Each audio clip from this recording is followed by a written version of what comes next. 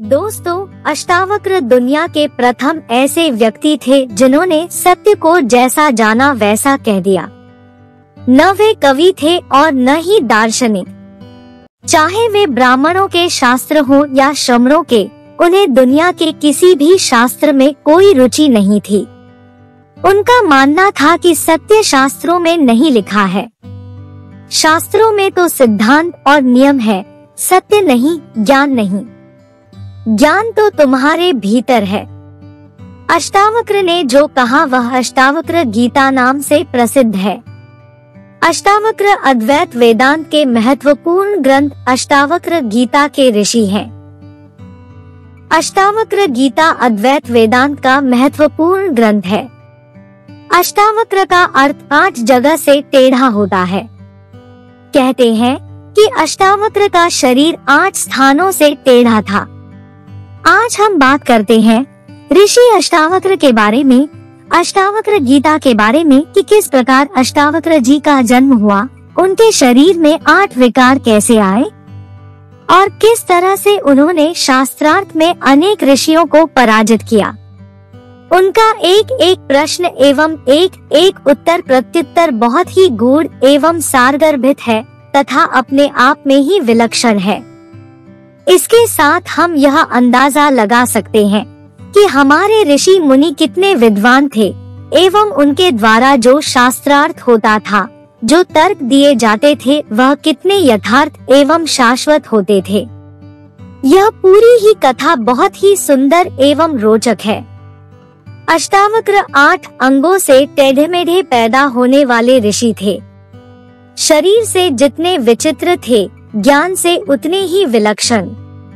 मिथिला के राजा जनक के दरबार में इनसे बहुत सुंदर दार्शनिक चर्चा और वाद विवाद हुआ था। इनके वाद विवाद के आधार पर अष्टावक्र ने गीता भी लिखी गई है। इनके जन्म की अद्भुत कथा पुराणों में मिलती है। कहते हैं उद्दालक ऋषि के पुत्र का नाम श्वेतकेतु था। उद्दालक ऋषि के एक शिष्य का नाम कहोर था। कहोर को संपूर्ण वेदों का ज्ञान देने के पश्चात उद्दालक ऋषि ने उसके साथ अपनी रूपवती एवं गुणवती कन्या सुजाता का विवाह कर दिया। कहोर अपनी पत्नी सुजाता के साथ उछालक के ही आश्रम में रहते थे। ऋषि कहोर वेदपाठी पंडित थे। वे रोज रात भर बैठकर वेद पाठ किया करते थे। उनकी पत्नी सुजाता गर्भवती हुई।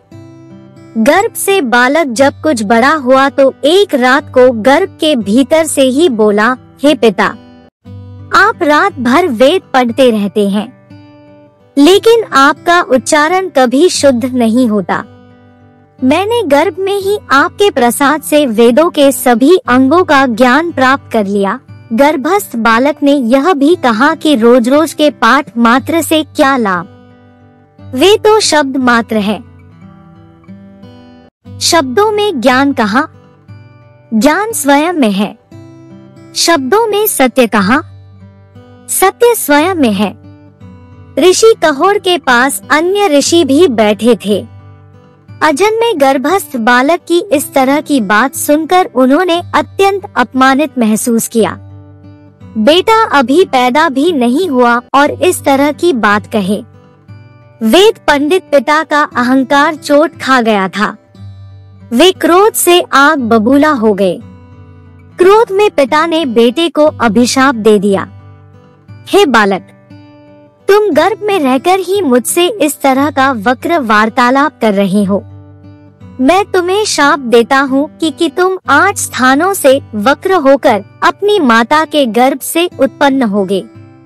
कुछ दिनों पश्चात बालक का जन्म हुआ। शाप के अनुसार वह 8 स्थानों पर से ही वक्र था।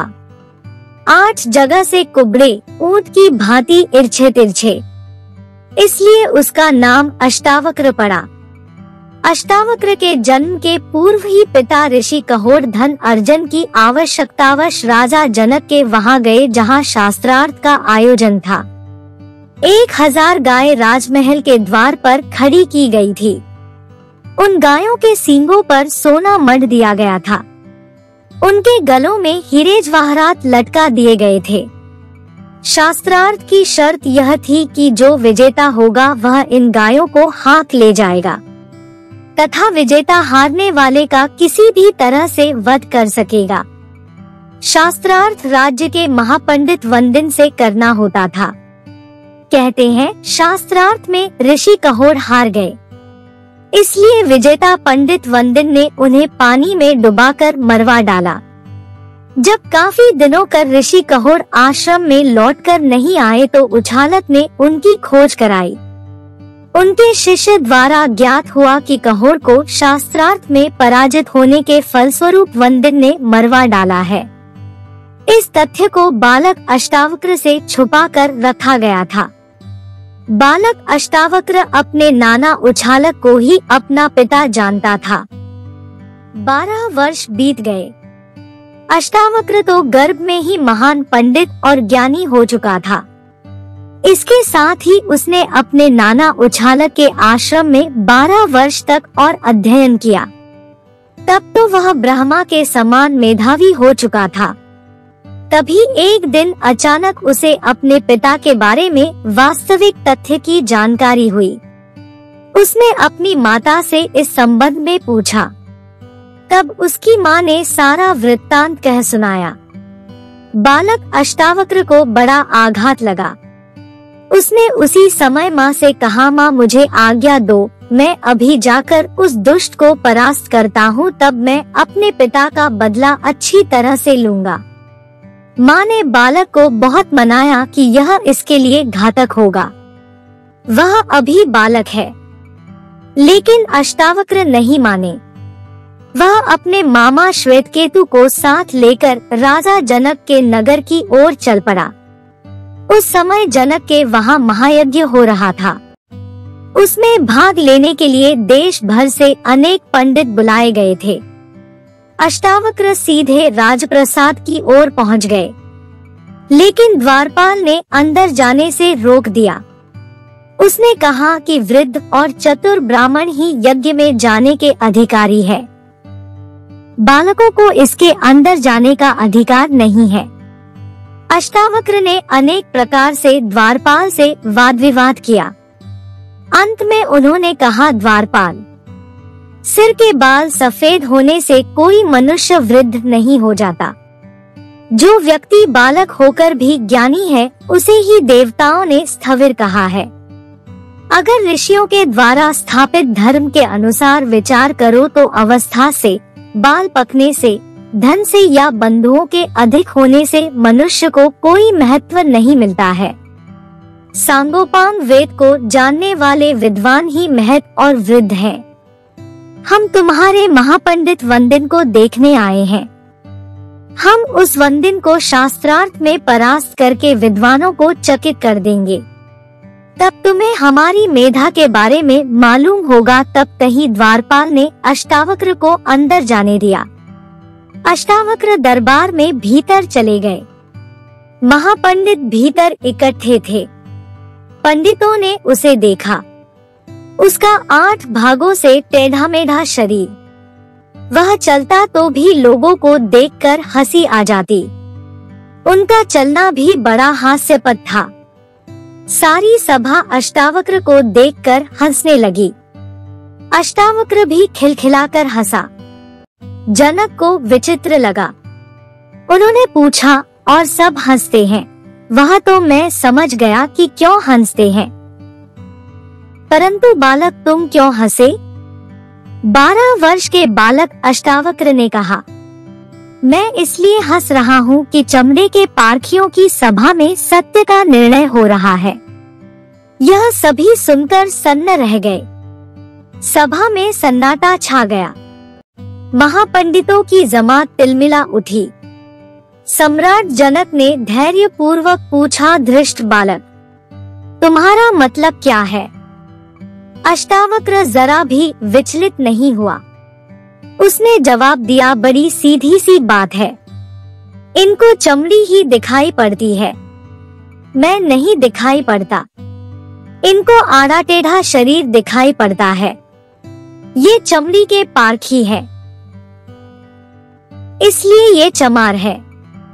राजन, मंदिर के टेढ़े होने से कहीं आकाश टेढ़ा होता है, घड़े के फूटे होने से कहीं आकाश फूटता है।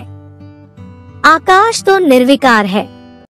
मेरा शरीर टेढ़ा मेढ़ा है, लेकिन मैं तो नहीं। यह जो भीतर बसा है, इसकी तरफ देखो।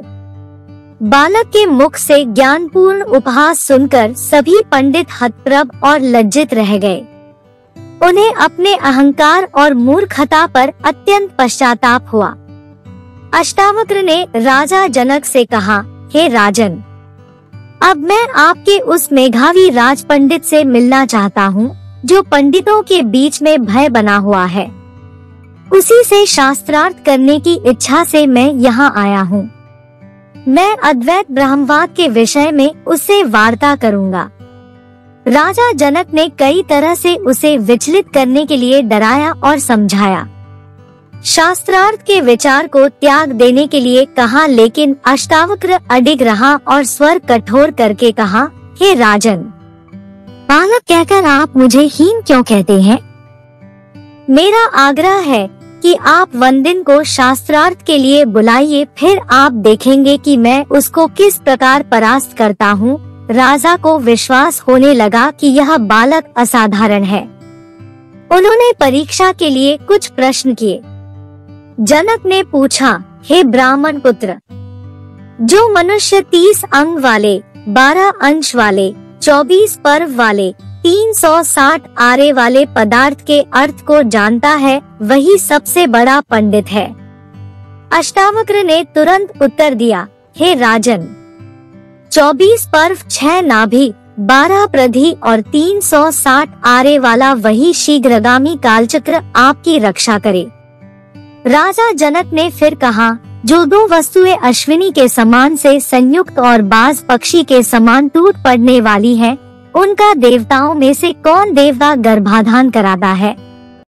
वे वस्तुएं क्या उत्पन्न करती है? अष्टावक्र ने कहा, हे राजन, ऐसी अशुभ वस्तुओं की आप कल्पना भी न करें। वायु उनका सारथी है, मेघ उनका जन्मदाता है, फिर वे भी मेघ को उत्पन्न करती है।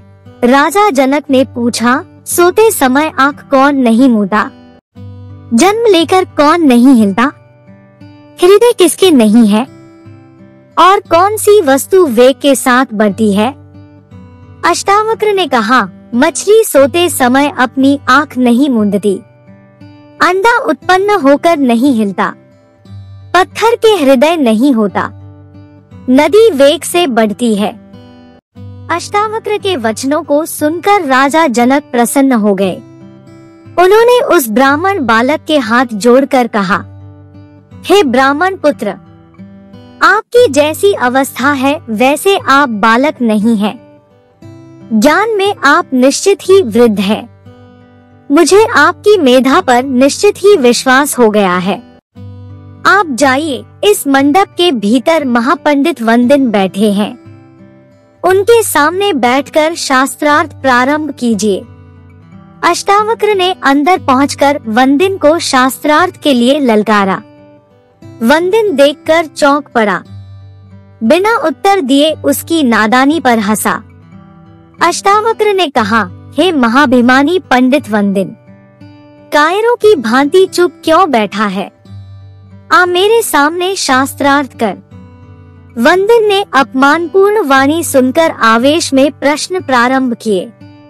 उसने कहा, एक अग्नि कई प्रकार से प्रज्वलित की जाती है। सूर्य एक होकर भी संपूर्ण जगत को प्रकाशित करता है।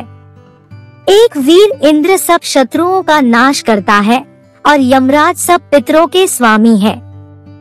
अष्टावक्र ने कहा, इंद्र और अग्नि दोनों सखा के रूप में साथ साथ विचरते हैं। नारद और पर्वत दोनों देवर्षि हैं। अश्विनी कुमार 2 है। रथ के पहिए 2 होते हैं और विधाता के विधान के अनुसार स्त्री और पति 2 व्यक्ति होते हैं। फिर वंदिन बोला, कर्म से 3 प्रकार के जन्म होते हैं। 3 वेद मिलकर वाजपेयी यज्ञ को संपन्न करते हैं। अवर्युगण 3 प्रकार के स्नानों की विधि बताते हैं। लोक 3 प्रकार के हैं और लोग 3 प्रकार के हैं और ज्योति के भी 3 भेद कहे गए हैं। अष्टावक्र ने उत्तर दिया, ब्राह्मणों के आश्रम 4 प्रकार के हैं। 4 वर्ण यज्ञ को संपन्न करते हैं। दिशाएं 4 हैं। वर्ण 4 प्रकार के हैं और गाय के 4 पैर होते हैं। वंदिन ने कहा, अग्नि 5 है। भक्ति द्वंद में 5 चरण होते हैं। यज्ञ 5 प्रकार के हैं। वेद में चैतन्य, प्रमाण, विकल्प, विपर्य, निद्रा और स्मृति ये 5 प्रकार की वृत्तियां कही गई है और पंचनद देश सर्वत्र पवित्र कहा गया है। फिर अष्टावक्र ने कहा, अग्न्याधान की दक्षिणा में 6 गोदान की विधि है। ऋतुएं 6 है, इंद्रियां 6 है और सारे वेद में 6 साध्यस्क यज्ञ की विधि का वर्णन है। वंदिन बोला, ग्राम्य पशु 7 प्रकार के होते हैं। वन के पशु भी 7 प्रकार के होते हैं। 7 छंदों से एक यज्ञ संपन्न होता है। ऋषि 7 है, पूजनीय 7 है और वीणा का नाम सप्ततंत्री है। अष्टावक्र ने कहा, 8 गोपों का 1 शतमान होता है। सिंह को मारने वाले शरभ के 8 पैर होते हैं। देवताओं में 8 वसु है और सभी यज्ञों में 8 पहर का यूप होता है। वंदिन ने उत्तर दिया, पितृ यज्ञ में 9 समधेनी होती है। 9 भागों से सृष्टि क्रिया होती है। बृहति छंद के चरण में 9 अक्षर होते हैं और गणित के अंक 9 है। अष्टावक्र ने कहा, दिशाएं 10 है। 10 सैकड़ों का 1000 होता है। स्त्रियों का गर्भ 10 महीने में पूर्णावस्था को पहुंचता है। तत्व के उपदेशक 10 है, अधिकारी 10 है और द्वेष करने वाले भी 10 है। दिन बोला, इंद्रियों के विषय 11 प्रकार के होते हैं। 11 विषय ही जीव रूपी पशु के बंधन स्तंभ है। प्राणियों के विकार 11 प्रकार के हैं और रुद्र 11 प्रसिद्ध है। अष्टावक्र ने उत्तर दिया, वर्ष 12 महीने में पूर्ण होता है। जगती द्वंद्व के 12 अक्षर होते हैं। 12 दिनों में प्राकृत यज्ञ पूरा होता है और आदित्य सर्वत्र विख्यात है। फिर वंदिन बोला, त्रयोदशी तिथि पुण्यतिथि कही गई है। पृथ्वी के 13 द्वीप है। बस इतना कहकर वंदिन चुप पड़ गया। उसको आगे बोलते न देख अष्टावक्र ने विषय की पूर्ति करते हुए कहा, आत्मा के भोग 13 प्रकार के हैं और बुद्धि आदि 13 उसकी रुकावटें हैं। बस इतना सुनते ही वंदिन ने अपना सिर झुका लिया। दूसरे ही क्षण सभा में कोलाहल मच गया। सभी अष्टावक्र की जय जयकार करने लगे। आज महात्मा कहोड़ की आत्मा किसी अज्ञात लोक से अपने पुत्र अष्टावक्र को कितना आशीर्वाद दे रही होगी।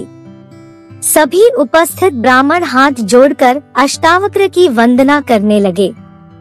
तब अष्टावक्र ने कहा, हे ब्राह्मणों, मैंने इस अहंकारी वंदिन को आज परास्त कर दिया है। इस अत्याचारी ने कितने ही पुण्यात्मा ब्राह्मणों को पराजित करके पानी में डुबवा दिया है। इसलिए मैं भी आज्ञा देता हूँ कि इस पराजित वंदिन को उसी तरह पानी में डुबा दिया जाए। अष्टावक्र राजा जनक की आज्ञा की प्रतीक्षा करने लगा। राजा स्तब्ध बैठे थे। अष्टावक्र क्रुद्ध होने लगा और कहा कि आप डुबाए जाने की आज्ञा क्यों नहीं देते? इस तरह चुप बैठे रहना मेरा अपमान है। राजा जनक ने अत्यंत विनीत स्वर में कहा, हे ब्राह्मण, आप साक्षात ब्रह्मा हैं, इसलिए मैं आपके इस कठोर स्वर को भी सुन रहा हूँ। आपने वंदिन को जिस प्रकार की आज्ञा दी है उसका मैं समर्थन करता हूँ।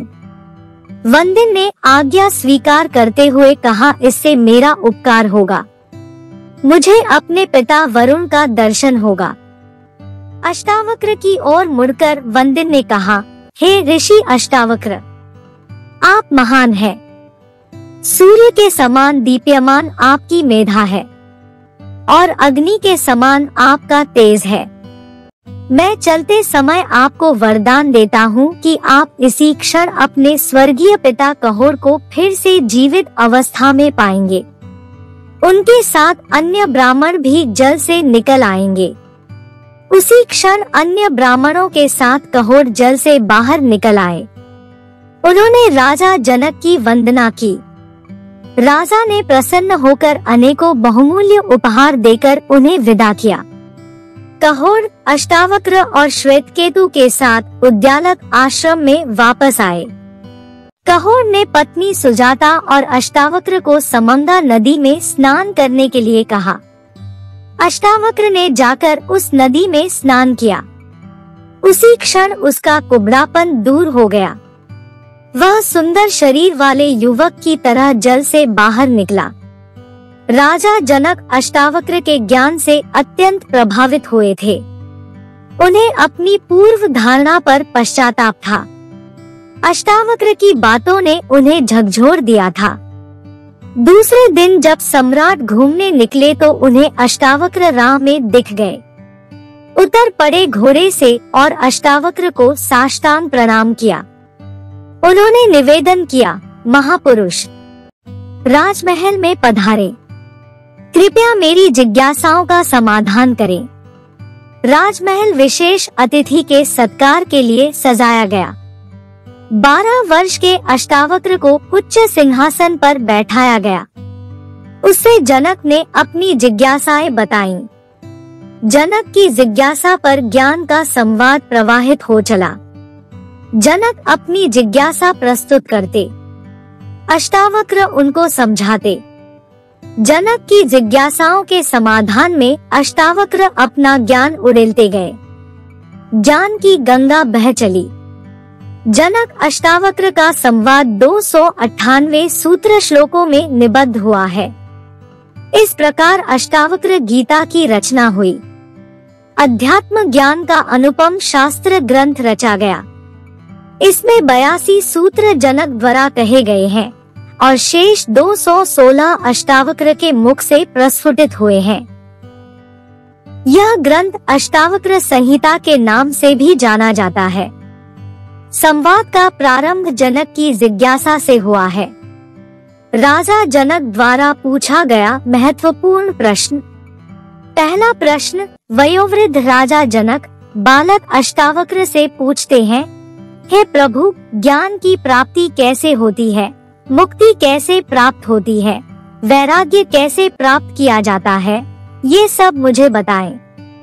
के श्री अष्टावक्र उत्तर देते हैं, यदि आप मुक्ति चाहते हैं तो अपने मन से विषयों वस्तुओं के उपभोग की इच्छा को विष की तरह त्याग दीजिए। क्षमा, सरलता, दया, संतोष तथा सत्य का अमृत की तरह सेवन कीजिए।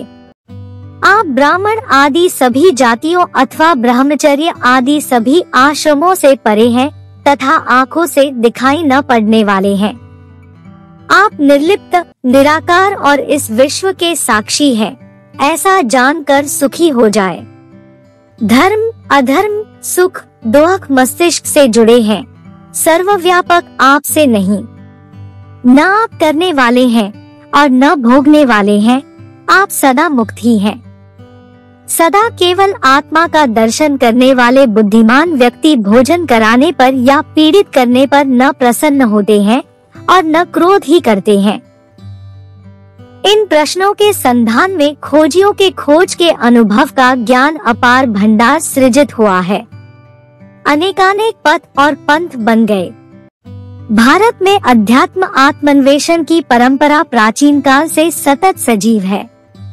इन प्रश्नों के जो समाधानोपाय ढूंढे गए, उन्हें सामान्यतया 3 मुख्य धाराओं में वर्गीकृत किया जाता है, अर्थात भक्ति मार्ग, कर्म मार्ग और ज्ञान योग मार्ग। भागवत गीता, जो युद्ध क्षेत्र कर्म क्षेत्र में कृष्ण अर्जुन का संवाद है, जो हिंदुओं का शीर्ष ग्रंथ है, में तीनों मार्गों को समन्वित किया गया है। समन्वयवादी दृष्टिकोण है कृष्ण की गीता का। भक्ति भी, ज्ञान भी, कर्म भी। जिसे जो रुचे चुन ले। इसलिए गीता की सहस्त्रों टीकाएं हैं, अनेकानेक भाष्य हैं।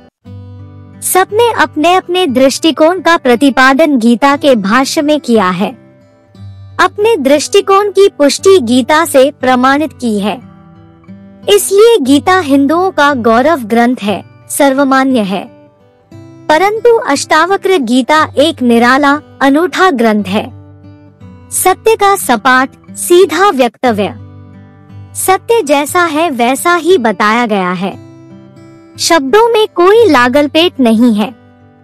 इतना सीधा और शुद्धतम वक्तव्य कि इसका कोई दूसरा अर्थ हो ही नहीं सकता। इसमें अपने अपने अर्थ खोजने की गुंजाइश ही नहीं है। जो है वही है, में मां अन्यथा नहीं कहा जा सकता। इसलिए अष्टावक्र गीता के भाष्य नहीं है, विभिन्न व्याख्याएं नहीं है। यह अपने आप में ही अनूठा, अनुपम ग्रंथ है। जीवन में एक बार हो सके तो इसे अवश्य ही पढ़ना चाहिए।